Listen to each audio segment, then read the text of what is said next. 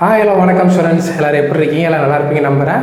நம்ம இன்ஸ்டியூட்டில் பார்த்தீங்கன்னா மாஸ்டர்னு ஒரு டெஸ்ட் பேட்ச் போயிட்டு இருந்துச்சு. அது போன வாரத்தோட என்ட்ரி க்ளோஸ் பண்ணிட்டோம். ஸோ அதுக்கடுத்து பார்த்தீங்கன்னா நிறைய ஸ்டூடெண்ட்ஸ் நமக்கு ஃபோன் பண்ணி ஜாயின் பண்ணணும்னு சொன்னாங்க. சில ஸ்டூடெண்ட்ஸ் பார்த்தீங்கன்னா தமிழ் டெஸ்ட் பேட்ச் இருக்கான்னு கேட்டிருந்தாங்க. சில ஸ்டூடெண்ட்ஸ் குரூப் 1 முடிஞ்சு டெஸ்ட் பேட்ச் போடுவீங்களா அப்படிலாம் நிறைய பேர் கேட்டுட்டு இருந்தீங்க. இப்போ நாங்கள் ஏன் அந்த பேட்சை க்ளோஸ் பண்ணிட்டோன்னா, ஆல்ரெடி 4 டெஸ்ட்டும் நாங்கள் நடத்தி முடிச்சிட்டோம். அதுலேயும் பார்த்தீங்கன்னா ஜென்ரல் இங்கிலீஷில் ஃபஸ்ட்டு 4 இருக்கிறது தான் ரொம்ப முக்கியமானது. என்னென்னு பார்த்தீங்கன்னா டென்ஸாக இருக்கட்டும், பார்ட்ஸ் ஆஃப் ஸ்பீச்சாக இருக்கட்டும், அதெல்லாம் ஒரு பேசிக்காக ஒரு கிராமரோட ஃபஸ்ட்டாக இருக்கும். ஸோ அதெல்லாம் நீங்கள் மிஸ் பண்ணிவிட்டு அடுத்தடுத்த டெஸ்ட் பேட்ச் நீங்கள் போட்டிங்கன்னா அது உங்களுக்கு தான் நாளைக்கு எக்ஸாமுக்கு ரொம்ப சிரமமாக இருக்கும். நமக்கு பார்த்தீங்கன்னா மணி மைண்டடாக இருக்கும்னு நினச்சோன்னா நாங்கள் அவங்க எல்லாருமே ஜாயின் பண்ணிக்கிட்டே இருப்போம். ஏன்னா எங்களுக்கு இது எப்படியுமே ஒரு ப்ராஃபிட்டான ஒரு விஷயம் தான். பட் ஆனால் நாங்கள் எப்படி யோசிக்கிறோன்னா, நம்மக்கிட்ட ஜாயின் பண்ணுற ஸ்டூடெண்ட்ஸ் கண்டிப்பாக ப்ரிலிம்ஸ் கிளியர் பண்ணி மெயின்ஸ் போகணும் தான் நாம் யோசிக்கிறோம். அது மட்டும் இல்லாமல் அந்த மாஸ்டர் டெஸ்ட் பேட்ச் நாங்கள் ரெடி பண்ணது எப்படின்னு பார்த்தீங்கன்னா, எங்களால் அந்த டெஸ்ட் பேட்ச் எழுத முடியுமான்னு யோசித்து ஒரு ஆஸ்பிரண்ட்டோட மனநிலையை தான் அந்த டெஸ்ட் பேட்சை நாங்கள் போட்டோம்.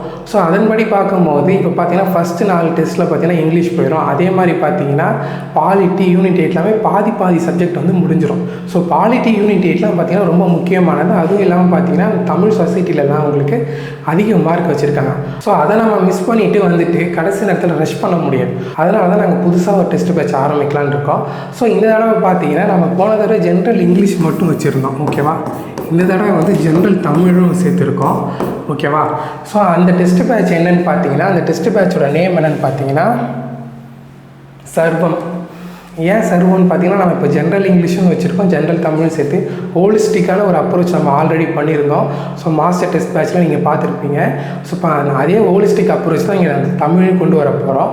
ஸோ அதனால் ஹோலிஸ்டிக்காக ஒரு பேர் தான் சர்வம். சர்வம்னா என்ன? உலகம். அதே மாதிரி சர்வமும் இந்த டெஸ்ட் பேட்சில் இருக்கும்.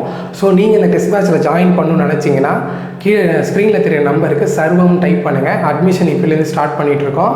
ஸோ இதை பற்றி ஷெட்யூல், மற்றபடி டெஸ்ட் எப்படி இருக்குங்கிறது எல்லாமே டீட்டெயிலாக இலக்கிய மேம் உங்களுக்கு எடுப்பாங்க.